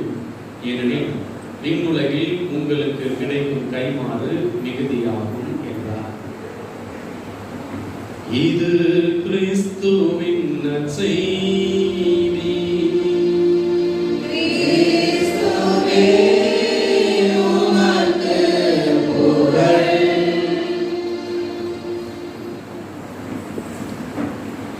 எல்லோரும் மனதில் உயர்த்தி சொல்வோம். இயேசுவுக்கே புகழ், இயேசுவுக்கே புகழ், இயேசுவுக்கு நன்றி, இயேசுவுக்கே நன்றி. மரியே வாழ்க, மரியே வாழ்க. தலைக்கு மேல கரங்களை உயர்த்தி உற்சாகமாக கரவழி எழுப்பி ஆண்டவருக்கு நன்றி சொல்கிறோம். இந்த அற்புதமான அதிசயமான உணர்வுக்காகவும் நாம் கொண்டாடும் இந்த திருப்பலி கொண்டாட்டத்திற்காகவும் இறைவனுடைய உண்மையான நிலையான பிரசன்னத்திற்காகவும் கோடான கோடி ஸ்தோத்திரம் நன்றியும் செலுத்துவோம். அன்புக்குரியவர்களே, யாராவது ஒருத்தர் வாசனம் 1 கொரிந்தியருக்கு எழுதிய திருமடல் 1 அதிகாரம் 1-2 வசனங்கள். 1 கொரிந்தியர் 1-2. யாராவது வசனம்? கொரிந்து நகரில் உள்ள கடவுளின் திருச்சபைக்கு அவர் திருவுளத்தால் கிறிஸ்து இயேசுவின் திருத்தூதனாக அழைக்கப்பட்ட பவுலும் சகோதரராகிய சொஸ்தேனும் எழுதுவது. இயேசு கிறிஸ்துவோடு இணைக்கப்பெற்று தூயோராக்கப்பட்டு இறை மக்களாக இருக்க அழைக்கப்பட்டுள்ள உங்களுக்கும் கையெழுத்தலாம். எல்லாரும் கையெழுத்தலாம். இயேசு கிறிஸ்துவோடு இணைக்கப்பட்டு பிரைஸ் தி லார்ட். யாரோட இணைக்கப்பட்டிருக்கிறோம்? இயேசு கிறிஸ்துவோடு இணைக்கப்பட்டவர்களாக நாம் இருக்கிறோம். Praise the Lord. வாசிங்க. தூயோராய் ஆக்கப்பட்டுள்ளோம். Praise the Lord. அதான் தூயோர் ஆக்கப்படுதல் அப்படின்னா புனிதர்கள் ஆக்கப்படுதல் அப்படின்னு அர்த்தம். புனிதர்கள் ஆக்கப்படுதல் அப்படின்னா என்ன அர்த்தம்னா கடவுளின் பிள்ளைகள் ஆயிட்டோம்னு அர்த்தம். Price the Lord. ஒரு முறை கைவிட்டு ஆண்டவருக்கு நன்றி செலுத்தலாமா? நன்றி இயேசுவே. அதனால நீங்க அந்த கேலண்டர்ல மற்ற இடத்துல எல்லாம் படத்துல எல்லாம் பார்த்துருப்பீங்க. மூவர் கடவுள், அன்னை மரியா, புனிதர்களுக்கு பின்னாடி தலைக்கு பின்னாடி ஒன்று தெரியும், முகத்துக்கு பின்னாடி ஒன்று தெரியும். என்ன பார்த்துருக்கீங்க? ஒளிவட்டம். கைதட்டுங்க எல்லாரும். புரியுதா? அந்த ஒளிவட்டம் எதை குறிக்கிறது? யாராவது சொல்ல முடியுமா? மகிமையை, மாட்சியை குறிக்கிறது. கைதட்டுங்க எல்லாரும். Very good. புரியுதா? மகிமையை, மாட்சியும் குறிக்கிறது. ஆண்டவருடைய பிரசன்னத்தை குறிக்கிறது, விண்ணகத்தை குறிக்கிறது. அந்த ஒளிவட்டம் புனிதர்களுக்கு பின்னாடி, அந்த முகத்துக்கு தலைக்கு பின்னாடி, புனித அந்தோனியாருக்கு பின்னாடி, புனித செபஸ்தியாருக்கு பின்னாடி. இங்க கூட பாண்டியன் சார் இருந்தாங்க, உட்காந்துருக்காரு பச்சை சட்டை போட்டுட்டு. பிரதர் பாண்டியனுக்கு பின்னாடி எனக்கு பெரிய ஒளிவட்டம் தான் தெரியுது. பெரிய ஒளிவட்டம். இந்த ஒளிவட்டம் என்னன்னு ரொம்ப நாள் யோசிச்சிருக்கேன். அப்புறம் தான் இது வந்து விண்ணகத்தின் அடையாளம். அவங்களுக்கு மட்டும் ஒளிவட்டமா இருக்குது, நமக்கு ஒண்ணு. எனக்கு முன்னாடி பாத்தீங்கன்னா இருக்காது, அந்த அமாவாசையை பார்த்த மாதிரி இருக்கும். இயேசுவுக்கே புகழ், இயேசுவுக்கு நன்றி. நீங்கள் எல்லோரும் தூயவராக்கப்பட்டு புனிதர்களாக இருக்கிறீர்கள். அதான் இன்னைக்கு செய்தி. அனைத்து புனிதர்கள் தினத்தில இன்று திருச்சபை நாம் எல்லா புனிதர்களையும் கொண்டாட, நன்றி கூற, அவர்களுக்காக நாம் இறைவனை போற்றி புகழ்ந்து ஆராதிக்க அழைக்கப்படுகிறோம். இயேசுவுக்கே புகழ். இந்த அர்த்தம் உங்களுக்கு புரிஞ்சிருச்சு. நீங்கள் தூயோராய் இருக்கிறீர்கள், நீங்கள் தூயோராய் இருக்கிறீர்கள், கடவுளால் அழைக்கப்பட்டவராக இருக்கிறீர்கள், கடவுளால் ஆசீர்வதிக்கப்பட்டவர்களாக இருக்கிறீர்கள். இப்போ ஒரு முறை மறுபடி உங்களுக்கு ரைட்லையும் லெப்ட்லையும் இருக்கவங்களை பார்த்து புனிதரே வாழ்க அப்படின்னு சொல்லி கை.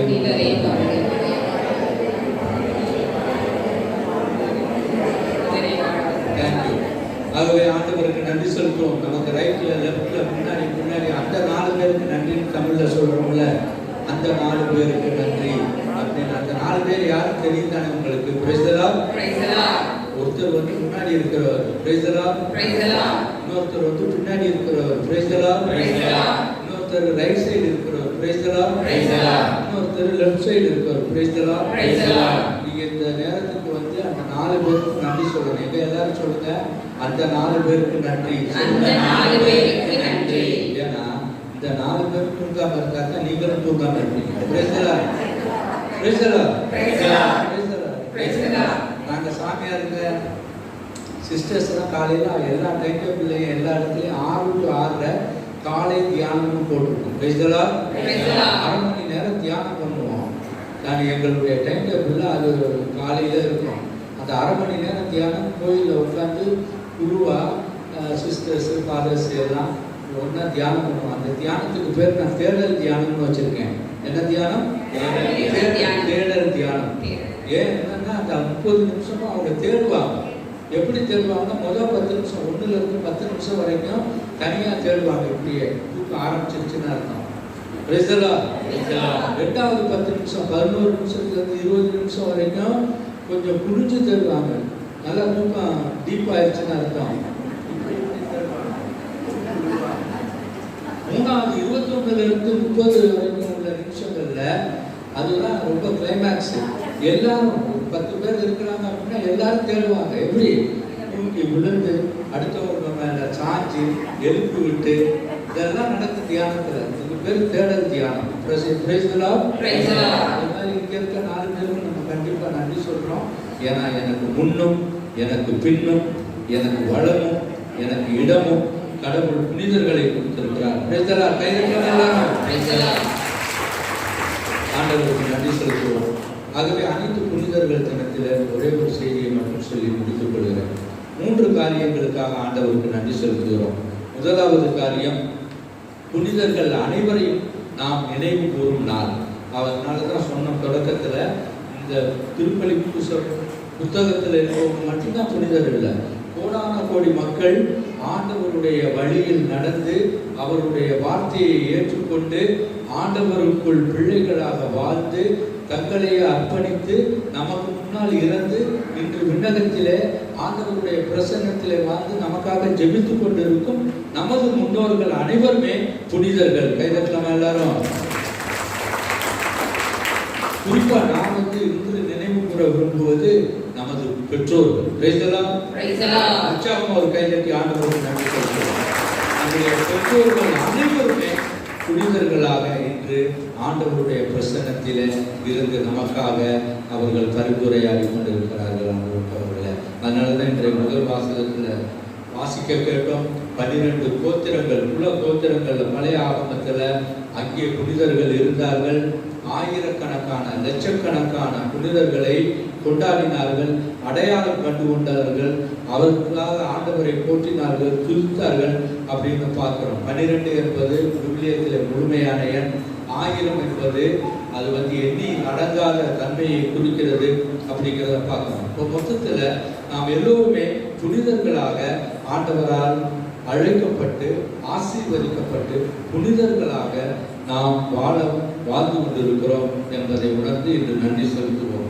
இரண்டாவதாக புனிதர்களின் தோழமை. விசுவாச பிரமாணத்தில் ஒவ்வொரு முறையும் நாம ஒரே கடவுளை விசுவசிக்கிறேன், வானமும் மையமும் படைத்த எல்லாம் வல்ல பிதாவாகிய சர்வேஸ்வரனை விசுவசிக்கிறேன்னு சொல்லி கடைசியா சொல்லும் பொழுது என்ன சொல்றோம்? புனிதர்களின் சமுதாய பிரயோஜனத்தை விசுவசிக்கிறேன், புனிதர்களுடைய தோழமையை விசுவசிக்கிறேன் அப்படின்னு சொல்றோம். அந்த புனிதர்களின் தோழமைக்காக இன்று நாம் நன்றி கூறிக்கொண்டிருக்கிறோம். அவங்க நமக்கு முன்னாடி ஆண்டவருடைய பிரசன்னத்தில விண்ணகத்தில சென்று நமக்காக பரிந்துரையாடி கொண்டிருந்தாலும் நம்மோடு உறவாடி கொண்டிருக்கிறார்கள், உரையாடி கொண்டிருக்கிறார்கள், நம்மை வழிநடத்தி கொண்டிருக்கிறார்கள், நமக்கு முன்பாக ஒரு மாதிரி காண்பித்துக் கொண்டிருக்கிறார்கள் என்பதை மறந்துவிடக்கூடாது. ரோமை பாரம்பரியத்துல ஒரு பழக்கம் உண்டா. ஒரு வீட்டில் ஒருத்தர் செத்து போயிட்டாருன்னா அவர் பயன்படுத்திய பொருட்களை எல்லாம் வீட்டில் தூக்கி எடுத்துடாம பத்திரமா பாதுகாத்து வைப்பாங்களாம். அவர்கள் அணிந்த உடை, காலில் அணிந்த காலணிகள் மற்றும் அவங்க முகம் மறைஞ்ச ஒரு முகமூடி, இது எல்லாத்தையும் வீட்டில் பத்திரமா அவங்க பாதுகாத்து வைப்பாங்க. ஏன்னு கேட்டாக்க அந்த வீட்டில் இன்னொருத்தர் இறக்கும் பொழுது ரோமை பாரம்பரியத்தின்படி இன்னொருத்தரை அந்த வீட்டில் இறந்து அடக்கத்திற்கு இறுதி ஊர்வலத்தை தூக்கிட்டு போகும்போது அந்த இறுதி ஊர்வலத்தின் முன்னாடி அந்த வீட்டில் இறந்தவர்களுடைய உடைகள் இருந்துச்சு பார்த்தீங்களா, அதையெல்லாம் அணிஞ்சுட்டு போவாங்களா அந்த வீட்டுக்காரங்க. அந்த உடைகளை அணிந்து அந்த முகமுடியை அணிந்து கல்லறைக்கு அந்த இறந்தவரை அவர்கள் தூக்கி கொண்டு போயிருக்கிறார்கள். ஏன்னு கேட்டீங்கன்னா அன்புமிக்க சகோதர சகோதரிகளே, இது எதை குறிக்குது அப்படின்னு கேட்டாக்க அந்த இறந்தவரை அந்த குடும்பத்தில் முன்னமே இறந்து ஏற்கனவே விண்ணகத்தில் இருப்பவர்கள் அவரை துணையோடு அழைத்து கொண்டு செல்கிறார்கள், அவருக்கு துணையாக இருக்கிறார்கள், வழிகாட்டுகிறார்கள், அவர்கள் தொடர்ந்து வாழ வைக்கிறார்கள் அப்படிங்கிறத குறிக்கிறதுக்கு பாரம்பரியத்தில் அப்படி ஒரு அவர்கள் செயல்பாட்டை செய்தார்கள் அப்படிங்கிறத பார்க்கிறோம். புனிதர்களின் தோழமை நமக்கு வாக்களிக்கப்பட்டிருக்கிறது. அதனால நம்ம தனியாக இல்லை. நமது துன்பங்களை தாங்குவதற்கும் கவலைகளை களைவதற்கும் நமது கண்ணீரை துடைப்பதற்கும் இந்த புனிதர்கள் நமக்கு உறுதுணையாக இருக்கிறார்கள். ஆகவே இந்த புனிதர்களின் தோழமையை இன்று நாம் நன்றியோடு பார்க்கிறோம் என்பதை பார்க்கிறோம். மூன்றாவதாக இறுதியாக இந்த புனிதர்களை போன்று நாமும் புனிதர்களாக வாழ வேண்டும். இதைத்தான் இன்றைய நற்செய்தி 5ஆம் அதிகாரம் மத்திய நற்செய்தி 2 10 வரை உள்ள இந்த இறைவாக்கியங்களை வாசிக்க கேட்கிறோம். மொத்தம் 8 பேர்பட்ட நிலைகளை பற்றி நாம் வாசிக்கிறோம். உங்க எல்லாருக்கும் நல்லா தெரியும். இப்பொழுது நேரமையாக நான் சுருக்கமாக சொல்லிடுறேன். 8 பேர்பட்ட நிலைகளை நாம் வாசித்து தியானித்து ஒப்புக் கொடுக்கிறோம். இந்த 8 பேர்பட்ட நிலைகளிலும் நாம் வாழும் பொழுது மனிதர்களாக இருக்கும்னா புனிதர்களாக மாறுகிறோம் என்பதை பார்க்கிறோம். முதல் 4 பேருநிலைகள் கடவுளுக்கும் நமக்கும் உள்ள உறவை, இணைப்பை சுட்டி காட்டுகிறது அப்படிங்கிறத பார்க்கிறோம். கடைசி 4 பேர்பட்ட நிலைகள் நமக்கும் நம்மோடு வாழ்பவர்களுக்கும் உடன் வாழும் சகோதர சகோதரிகளுக்கும் இடையே உள்ள ஒரு இணைப்பை, ஒரு உறவை இது சுட்டி காட்டுகிறது அப்படிங்கிறத பார்க்கிறோம். இந்த 8 பேர்பட்ட நிலைகளை நம்முடைய வாழ்க்கையில் முதலாவது ஏழ்மை என்று வாசிக்க கேட்கிறோம். ஏழ்மைன்னா என்ன அர்த்தம்? ஒரு ஆன்மீக ஏழ்மை. நான் ஏழையாக இருப்பதற்காக கடவுளுக்கு நாம் நன்றி செலுத்த வேண்டும். என ஏழையா இருக்கும் பொழுதுதான் நாம் சார்ந்தவர்களாக இருப்போம். யாரை சார்ந்தவர்களாக இருப்போம் சொல்லுங்க பார்ப்போம். நாம் ஏழையாக இருக்கும் பொழுது சார்ந்தவர்களாக இருப்போம். யாரை சார்ந்தவர்கள்? அந்த கைதட்டலாமா எல்லாரும்? ஆண்டவர்களை சார்ந்தவர்களாக இருப்போம். புரியுதலாம்?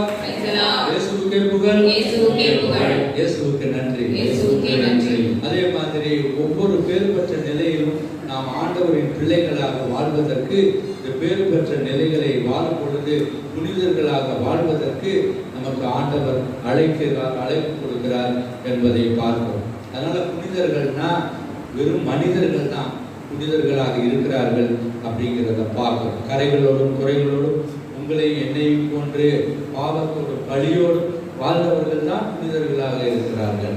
ஜான் கொலம்பியான் என்ற முத்துப்பேறு பெற்ற ஒருவருடைய வாழ்க்கை வரலாற்றை வாசிக்கிறோம். இந்த ஜான் கொலம்பியான் முத்துப்பேறு பெற்றோர், உங்களுக்கு தெரியும்.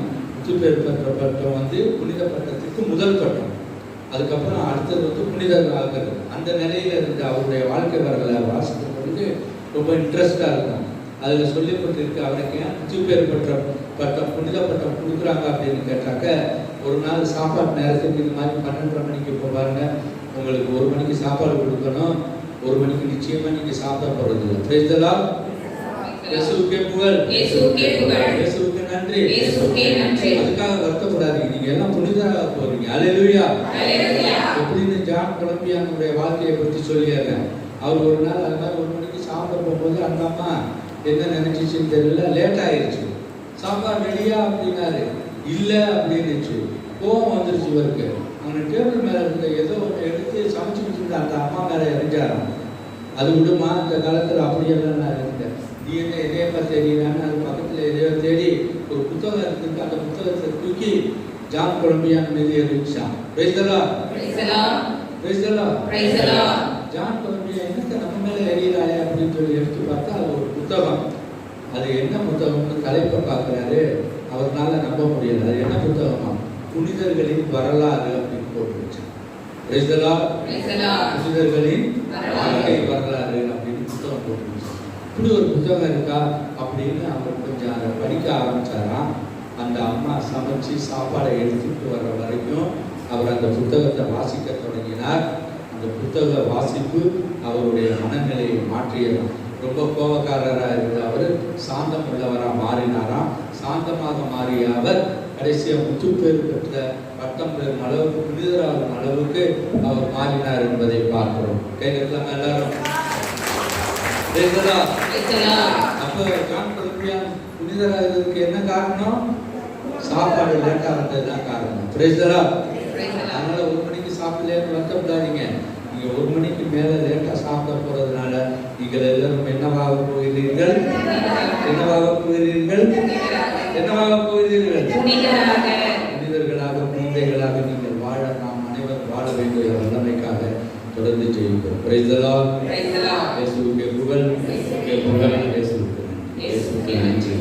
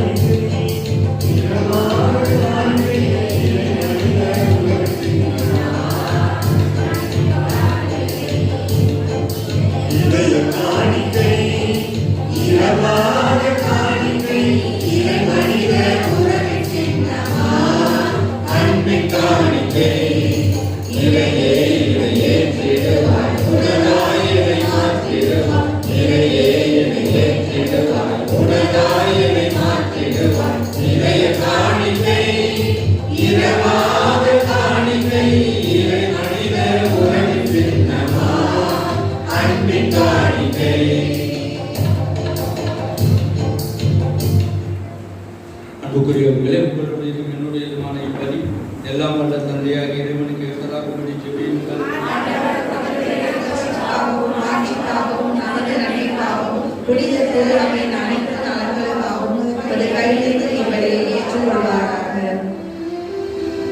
இரக்கமிக்க இறைவா, அனைத்து புனிதர்களின் தினத்தில நாங்கள் ஒப்புக் கொடுக்கும் இந்த காணிக்கைகளை ஆசீர்வதியும். எங்கள் பாவ வாழ்விலிருந்து விடுதலை பெற்று உமக்கு உகந்த மக்களாக, புனிதர்களாக வாழவும் வளரவும் அருள்வீராக. எங்கள் ஆண்டவராகிய கிறிஸ்து வழியாக உம்மை மன்றாடுகின்றோம்.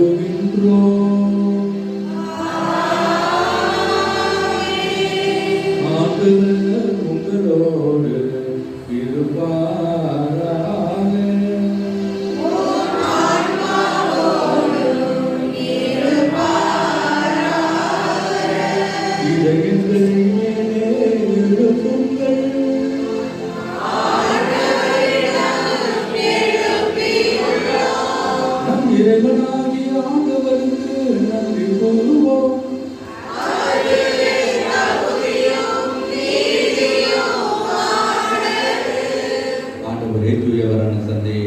வாழும் எல்லாம் வல்ல இறைவா, என்னாலும் இவ்விடத்திலும் நாங்கள் உமக்கு நன்றி செலுத்துவது மெய்யாகவே தகுதியும் நீதியுமாகும் எங்கள் கடமையும் மீட்புக்குரிய செயலுமாகும். வார்த்தையான அவர் வழியாக அனைத்தையும் படைத்தீர். அவரையே மீட்பராகவும் ஈடேற்றுவராகவும் எங்களுக்கு அனுப்பினீர். அவர் தூய ஆவியால் உடலெடுத்து கன்னிமரியாவிடமிருந்து பிறந்தார். அவர் உமது திருவுளத்தை நிறைவேற்றி புனித மக்களை உமக்கு பெற்றுத்தர தம் கைகளை விரித்து பாடுபட்டார். அவர் சாவை உண்டு உயிர்ப்பு உண்டென விளங்கச் செய்தார்.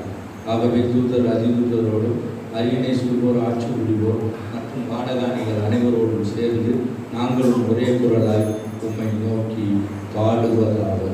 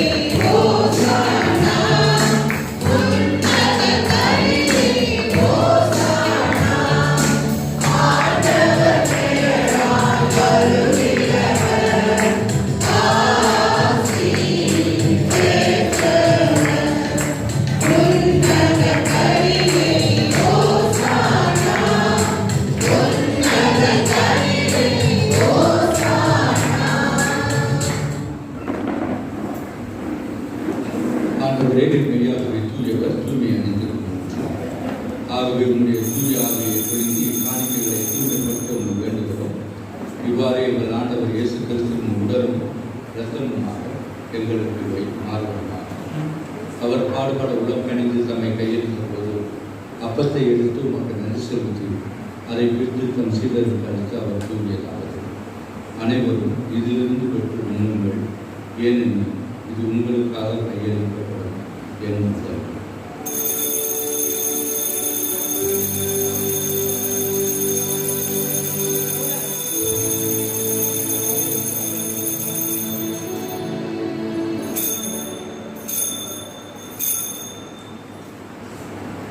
அவன் இரவு விருந்தை அருந்தியபின் கிண்ணத்தை எடுத்து மீண்டும் நன்றி செலுத்தி தம் சீடர்களுக்கு அளித்து அவர் கூறியதாவது: அனைவரும் இதிலிருந்து பெற்று பருகுங்கள், ஏனெனில் இது புதிய நிலையான உடன்படிக்கைக்குரிய என் இரத்தத்தின் பின்னம்.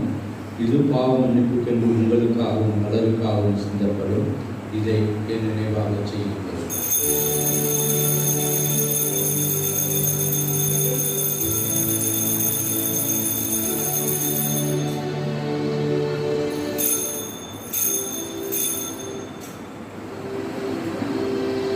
நம்பிக்கையின் மறைபொருள்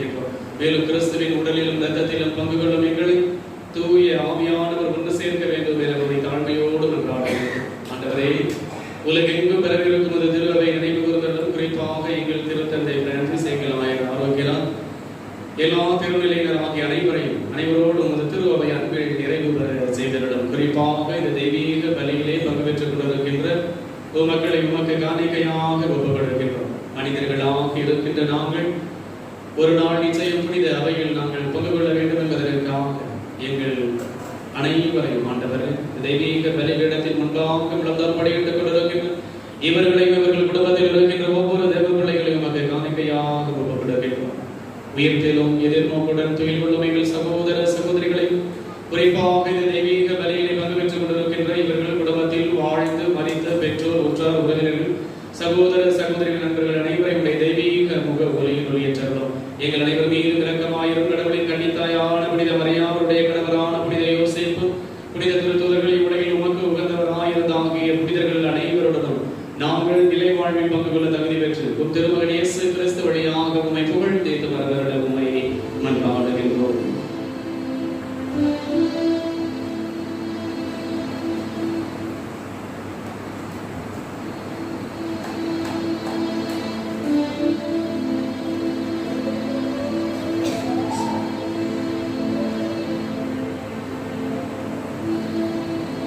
இவர் வழியாக இவரோடு இவரில் எல்லாம் வல்ல இறைவனாகிய தந்தையே தூயாவியாய் ஒன்றித்து எல்லா புகழும் மாட்சியும் என்றென்றும் உமக்கு உரியதே.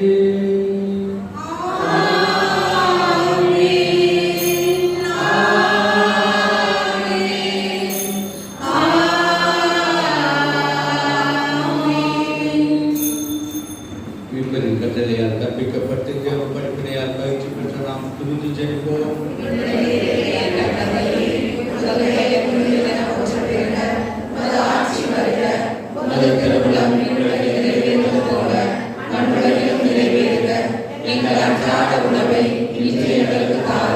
எங்களுக்கு எதிராக குற்றம் செய்வோரை நாங்கள் மன்னிப்பது போல எங்கள் குற்றங்களை மன்னியும், எங்களை சோதனையில் விடப்படாதையும் தீமையிலிருந்து எங்களை விடுவித்தருளும். ஆமென். ஆண்டவரே, தீமை அனைத்திலிருந்து எங்களை விடுவித்து எங்கள் வாழ்நாளில் அமைதியை கனிவுடன் அருள உம்மை மன்றாடுகிறோம். உமது இரக்கத்தின் உதவியால் நாங்கள் பாவத்தில் இருந்து விடுதலை பெற்று யாரொரு கலக்கமுமின்றி நலமாய் இருப்போமாக. நாங்கள் எதிர்நோக்கி இருக்கும் பேரின்பத்திற்காகவும் என் மீட்பராகிய இயேசு கிறிஸ்துவின் வருகைக்காகவும் காத்திருக்கிறோம். ஆண்டவரே இயேசு கிறிஸ்துவே, அமைதியை உங்களுக்கு விட்டுச் செல்கிறேன், என் அமைதியை உங்களுக்கு அளிக்கின்றேன் என்றும் திருத்தூதர்களுக்கு மொழிகிறேன். எங்கள் பாவங்களையும் பலவீனங்களையும் குறைகளையும் கரைகளையும் கண்ணோக்காமல் மது திருவாவையின் அமைதியை கண்ணோக்கி அதற்கு ஒற்றுமையும் அமைதியும் அளித்தருள திருவுளம் கொள்வீராக. என்றென்றும் வாழ்ந்து ஆட்சி புரிகின்றவர் நீரே. ஆண்டவருடைய அமைதி உங்களோடு என்றும் இருப்பதாக. ஒருவர் மற்றவருக்கு அமைதியை அறிவித்துக் கொள்வோம்.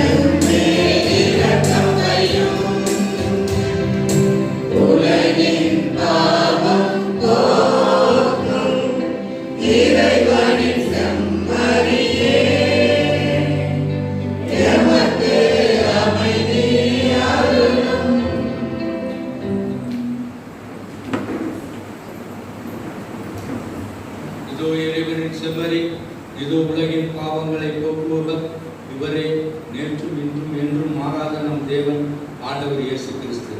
இவர் தம்மிருந்து அழைக்கப்பட்டிருக்கும் எல்லோரும் பேர் பெற்றவர்கள்.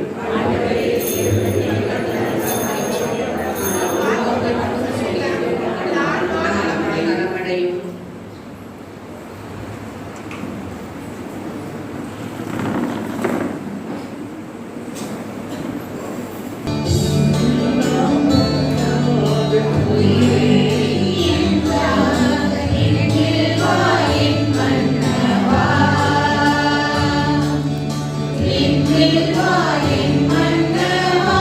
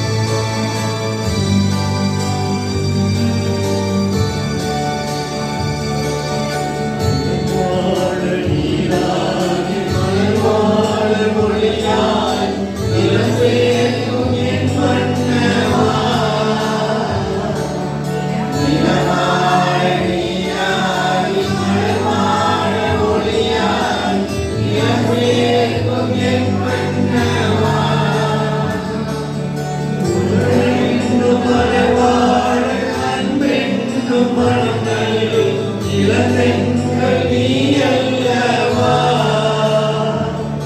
என் குணமென்னும் அளவாட அன்பென்னும் மனம் தள்ளும் இளந்தெங்கள் நீ அல்லவா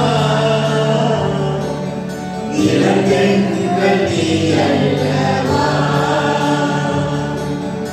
உன்னில் நான் ஒன்றாக உயிரே நீ என்றார் என்னில் வா என் மன்னவா என்னில் வா என் மன்னவா என்னில் வா என் மன்னவா உன்னில் நான் ஒன்றாக உயிரே நீ என்றார் என்னில் வா என் மன்னவா என்னில் வா என் மன்னவா என்னில் வா என் மன்னவா. எல்லோரும் கண்களை மூடி நம் உள்ளத்திலே இருந்ததிலே வந்திருப்போம். ஆண்டவரின் திருவுடல் திருநத்த பிரசனத்திற்கு கோடான ஸ்தோத்திரம் நன்றி செலுத்துவோம். எல்லாம் நம் தகுதியற்ற பாவ நிலையை கண்டோக்காமல் நம் உள்ளத்திலே இருந்ததிலே வந்திருக்கும் ஆண்டவர் இயேசு கிறிஸ்து நம்மை திடப்படுத்துகிறார். மனிதர்களாக இருக்கும் நம்மை துணிதர்களாக அவர் வாழ வைக்கிறார், வளர்க்கிறார், சாட்சியம் பகர வைக்கிறார். அப்படியாக நம்முடைய உள்ளத்திலே இருந்ததை வந்திருக்கும் தேவாதி தேவனுக்கு நாம் எல்லோரும் நம்முடைய நன்றியை எல்லா ரெண்டு கரத்தையும் உயர்த்துங்க. கண்களை மூடி ஆண்டவருக்கு எல்லாரும் வாய்த்த நன்றி சொல்லுங்க. ஆண்டவரை போற்றி புகழ்ந்து ஆராதித்து ஸ்துதிப்போம். நன்றியோடு ஸ்துதிப்போம். எல்லாரும்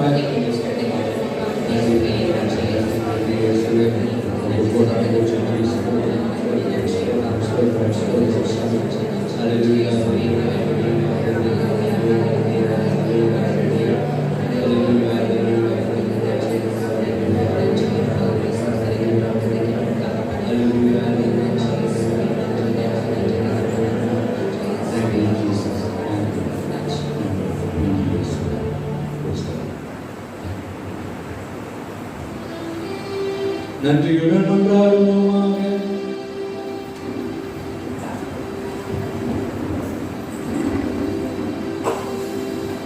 ஆண்டவரே, உம்முடைய திருவுடல் திருநச்சத்தினால் ஊட்டம் பெற்ற நாங்கள் உம்மை எஞ்சி கொண்டாடுகின்றோம்.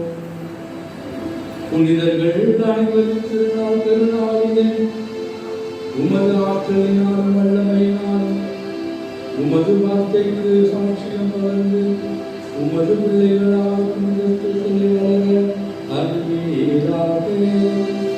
எங்கள் ஆண்டவராகிய கிறிஸ்து வழியாக உம்மை மன்றாடுகின்றோம்.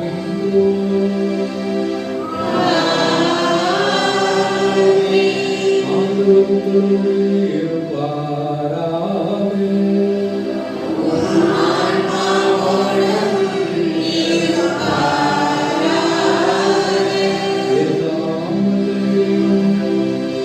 தந்தை மகன் தூயாவியார் உங்களையும் உங்கள் குடும்பத்தாரையும் அன்னை ஆரோக்கிய தாயின் வழியாக ஆசீர்வதிப்பாராக.